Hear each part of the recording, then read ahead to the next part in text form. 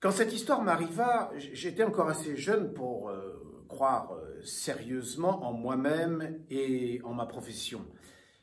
J'avais un poste dans une petite bourgade de Normandie qui, si elle ne peut être qualifiée de vraiment belle, me convenait parfaitement en raison de sa situation géographique. Au bord de la mer, avec en face une petite île, je coulais une vie calme et un peu ennuyeuse dans un milieu où j'étais inconnu. Les élèves de ma plus petite classe eurent au fait de s'apercevoir que dans les premières heures de la matinée, je luttais constamment contre l'envie de dormir et cette découverte ne contribua pas à raffermir mon autorité. Mes fréquentes distractions n'échappaient pas non plus aux gamins. Un beau jour, ils découvrirent mon talon d'Achille. Une tare rédhibitoire pour un pédagogue, c'est que je suis incapable de faire un exposé cohérent, voire de me concentrer lorsqu'il y a le moindre bruit autour de moi. La première fois que je fus interrompu dans mon cours, je compris aussitôt que j'étais la victime d'une action collective soigneusement orchestrée, ce qui est toujours dramatique pour un professeur. À dater de ce jour, j'écourtais mes exposés et consacrais plus de temps à l'interrogation des élèves. Au début, ce stratagème réussit et mes cours eux-mêmes étaient écoutés avec plus d'attention. Hélas, cette accalmie fut passagère. Elle prit fin pendant une leçon, quand les garnements s'aperçurent que je ne pouvais poursuivre une interrogation quand 3 d'entre eux éternuaient, mettons en même temps. Mes cours devinrent un supplice. En dépit de tous mes efforts pour gagner la confiance de mon auditoire, peut-être était-ce là ma plus grande erreur, car aujourd'hui je sais que je leur étais sympathique et que, même à leur façon, ils avaient une certaine affection pour moi.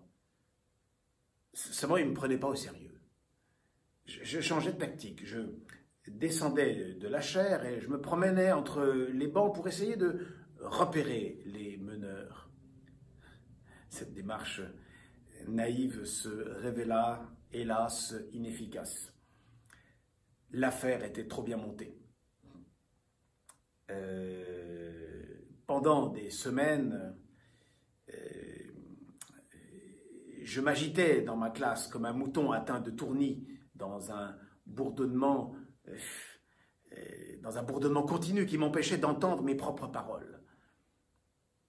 Un matin, brusquement, un silence total se fit. Je ne me souviens plus de quoi j'étais en train de leur parler, mais je sais qu'il n'y avait pas là de quoi retenir particulièrement leur attention. Au moment où éclata, si je puis dire, ce silence qui me fut doux comme une musique céleste, je me trouvais devant le pilier central du grand tableau noir. Pour marquer ma reconnaissance devant tant de bonne volonté, je terminai rapidement ma leçon et achevai même les cours plus tôt que d'habitude.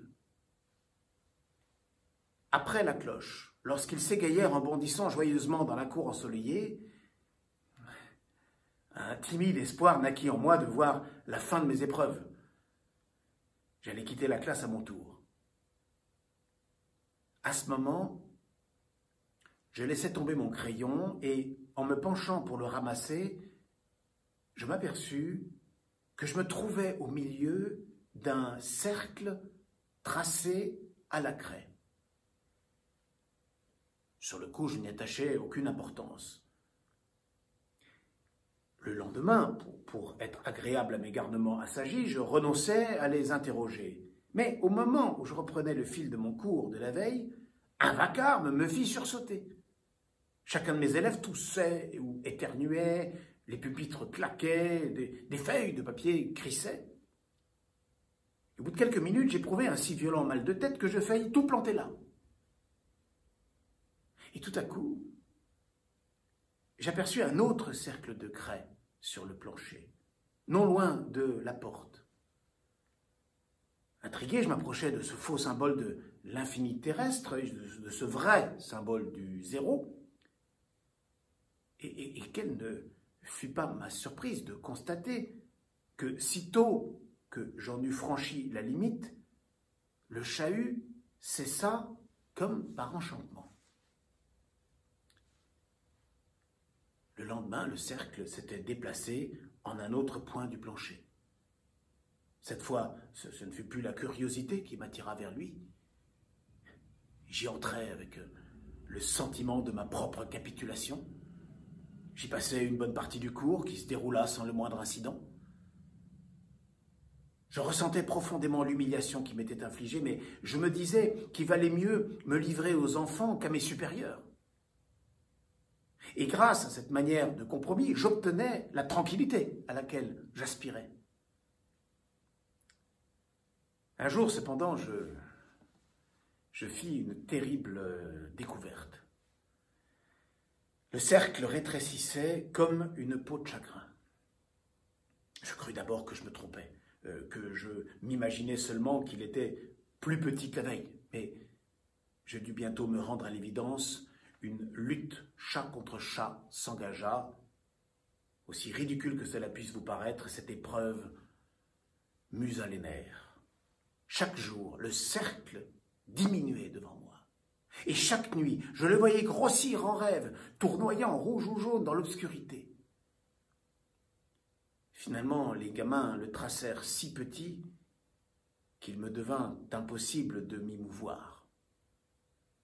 Et dès lors, je fis mes exposés, le dos tourné à la classe, car je n'aurais pu supporter la honte d'affronter ces regards moqueurs. Vint le jour où mon supplice prit fin. J'arrivai dans la classe en proie à la fièvre, les nerfs à vif, et avec la résignation d'un bœuf qu'on mène à l'abattoir. Je cherchais des yeux ma prison de craie. Je ne la trouvais pas. Me croirez-vous si je vous dis que je fus sur le point d'éclater en larmes? Pour un peu, j'aurais demandé aux enfants de me dire où ils l'avaient tracé, quand enfin je l'aperçus. Le cercle entourait le pilier central du grand tableau noir. L'intention de mes tourmenteurs n'apparaissait que trop clairement. Alors je pris mon chapeau et après une caresse distraite à la bonne grosse tête blonde d'un gamin, je me mis à la porte du collège.